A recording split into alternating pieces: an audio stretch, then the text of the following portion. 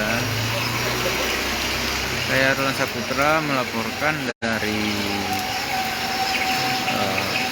Kabupaten Nrekang. Saat ini saya berada di Jalan Ahmad Dahlan yang terletak di Kelurahan Jupandang, Kabupaten Nrekang atau Kota Nrekang. Jadi seperti yang terlihat bahwasannya saat ini sejumlah jalan di Kota Nrekang itu terendam banjir.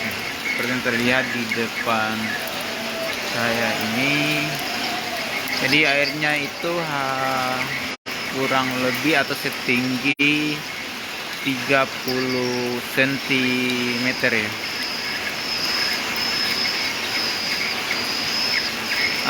Penyebab selain hujan deras hingga mengakibatkan banjir, penyebab lainnya juga lantaran gotnya itu air gotnya itu meluap sampai ke jalan raya.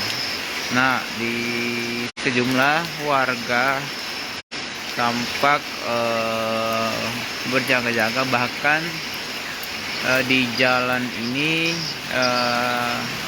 langsung ditutup oleh warga karena sangat lumayan sulit untuk dilalui, seperti kendaraan yang baru saja melintas.